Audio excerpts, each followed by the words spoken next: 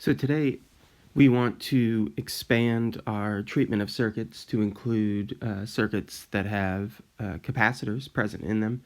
And to get started, I'm going to review something from the capacitance chapter that we skipped over back when we were going through that chapter.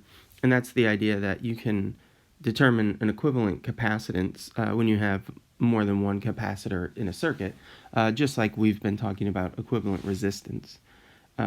So I've got this circuit here, a battery hooked up to, in this case, 3 capacitors in series, and it turns out that the charge that builds up on each of the capacitors is exactly the same.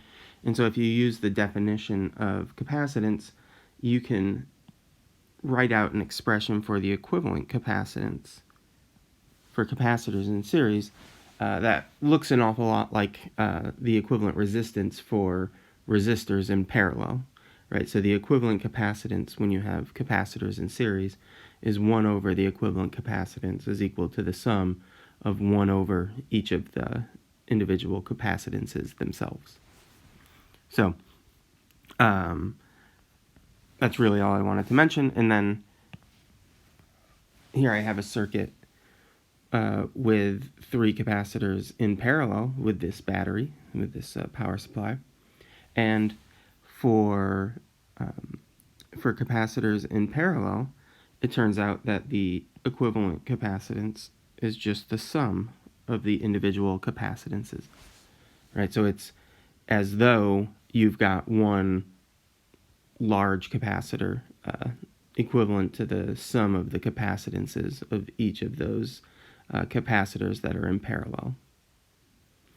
And that's connected to the fact that the potential drop across each of the capacitors has to be exactly the same because they're all hooked up in parallel to that power supply. So the main focus for today's video are these RC circuits. And so RC circuits are circuits where resistor and capacitor is present. And so up here at the top, I've got a circuit that includes a battery, a resistor, a capacitor, and then a switch here, which I can swing to A and create one loop that includes the battery, the resistor, and the capacitor in series. But it can also swing to B, which cuts out the battery and just as a closed loop with the resistor and the capacitor. And so the general procedure here is that you close the switch to A. So this is the middle picture here. You close the switch to A, and this corresponds to charging up the capacitor. So close the switch, current gets drawn through the battery, and charge builds up over here at the capacitor. And so immediately when the switch is closed at A, current flows through the circuit, through the resistor, and initially at some large value related to Ohm's law with the battery and the resistor. But that current value decreases over time because as the charge builds up at the capacitor, it becomes more and more difficult to add charge to the capacitor because essentially you can think of the capacitor as setting up its own potential difference just as the battery has set up a potential difference. And so over time what happens is that the current goes to 0, and that corresponds to when the capacitor is fully charged.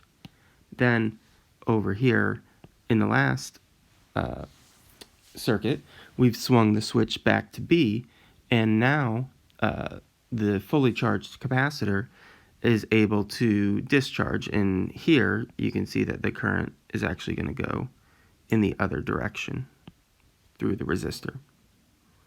And so that current will also decrease over time as the charge that's built up on the capacitor dissipates.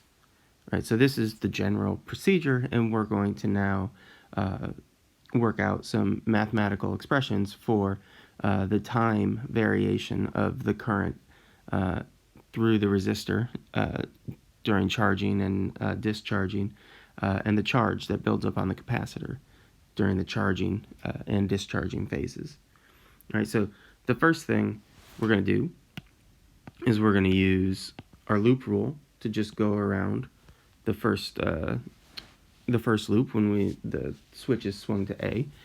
And when you go around that loop, closed loop, you've got to get back to 0 while the voltage increases and decreases.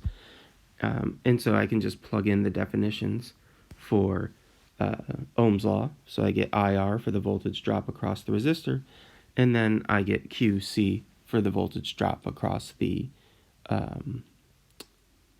capacitor. And remember that current is defined as dq dt, and so I'm going to make that substitution right here. So these two are the same expression, just with I substituted out for dq dt. And so next thing I'm going to do is rearrange the terms. So I've added r dq dt to the right side, and then divided by r and group the terms. And so I get this expression. And I'm going to then integrate. So I'm going to move the dt over to the right-hand side in this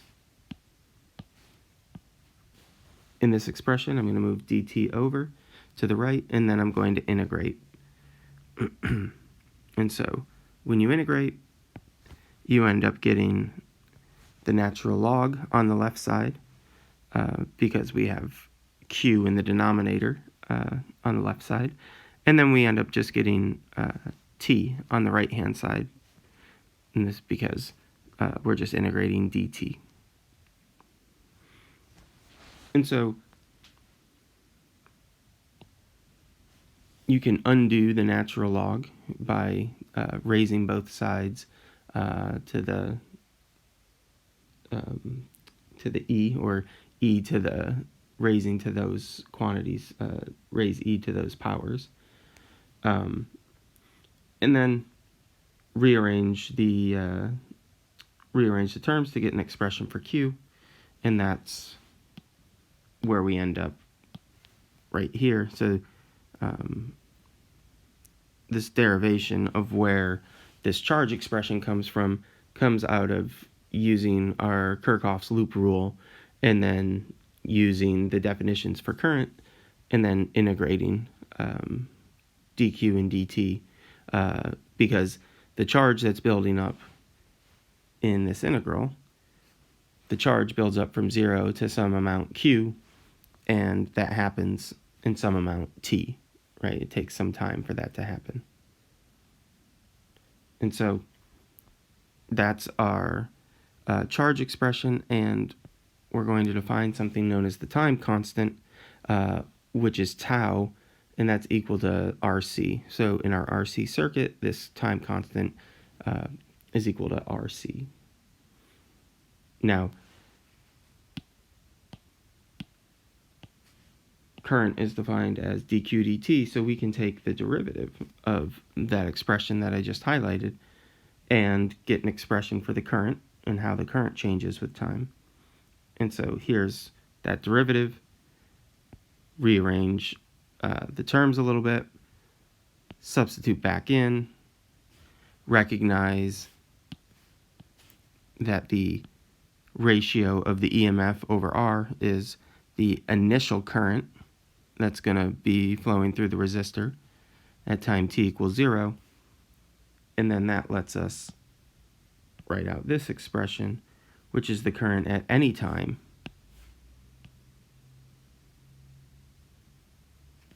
during the charging phase. And so all of the math is wonderful, but just looking at the plots here, I think helps make this a little clearer about what's going on. So the first thing we looked at was charge. And so if you look at this graph right here, as time increases, so as we move to the right on the horizontal axis, you can see the charge that's building up on the on the capacitor, right, is increasing in this exponential way, approaching the total charge value, C times the EMF, or the capacitance times the EMF.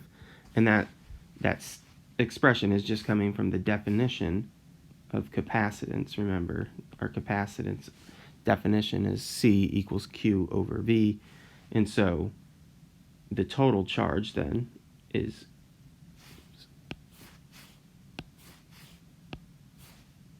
C times the EMF, or the potential difference across the capacitor.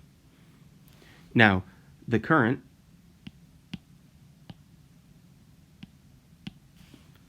over here on the right, so this is the current through the resistor. So the current through the resistor goes down. It starts off at some maximum value, right? The EMF over R, that's from Ohm's law.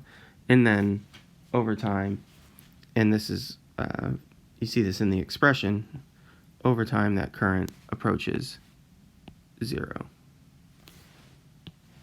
And you can see that that's happening in the expression there. Now, the bottom two graphs are the voltage versus time, for the capacitor on the left, so it's this one. And you can see that that curve looks exactly the same shape as the top curve, and that's because of this relationship over here. The voltage drop is just going to be Q over the capacitance. And the top graph here is how Q is changing, so the potential across the capacitor is going to have the exact same shape. Same with over here. For the resistor, the potential difference across the resistor, well, we already know that delta V equals IR. So as the current changes in that top picture, the potential across the resistor has to decrease as well. So what happens when we flip the switch to B and the capacitor discharges? So I've got my circuit here, and when the switch is flipped to B, the capacitor is fully charged and current begins to flow in the direction that I've designated through the resistor. And so if we go around the loop using our loop rule, the loop I've picked there, there's the voltage increase associated with going through the capacitor, and then the decrease going through the resistor. And so that voltage increase is related to the charge on the capacitor divided by the capacitance.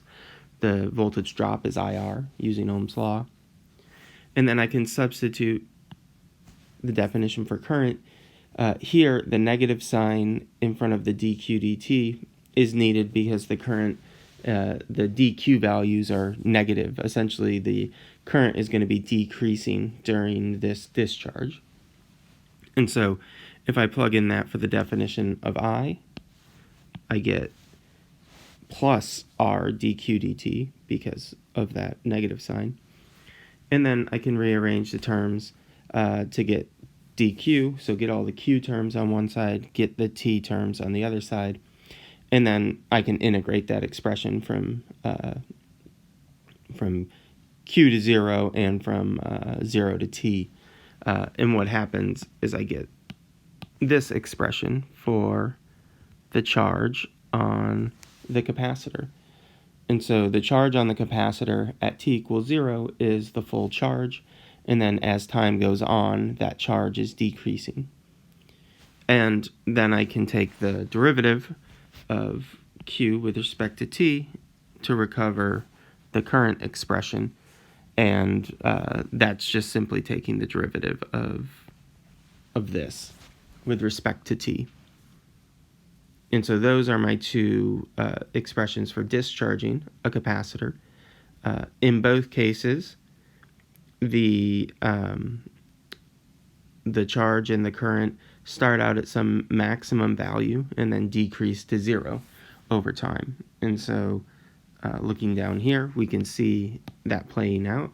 Here I've got the charge on the capacitor as a function of time, and over time that charge decreases to zero. And over here on the right, I've got the current through the resistor, and you'll notice that the expression is actually negative. What that corresponds to is that the direction of the current is the opposite direction as when we were charging up the capacitor, right? So that's the physical significance of these currents here being negative. Notice how they're negative values, and that shows up in this expression up here. That's the direction of the current. And we can also consider the voltage across the capacitor, and the potential difference across the capacitor starts out at some large value and then decreases with time. Again, using the relationship between the definition of capacitance, charge, and potential difference, we see that the potential difference is just going to be proportional to the charge, so it's going to have the exact same functional form. And same over here with the potential across the resistor. That's going to start out at some maximum value because delta V equals IR. And then as I decreases to zero, you have the potential across the resistor decreasing to zero. And so that's the fundamentals of charging and discharging a capacitor in a simple RC circuit.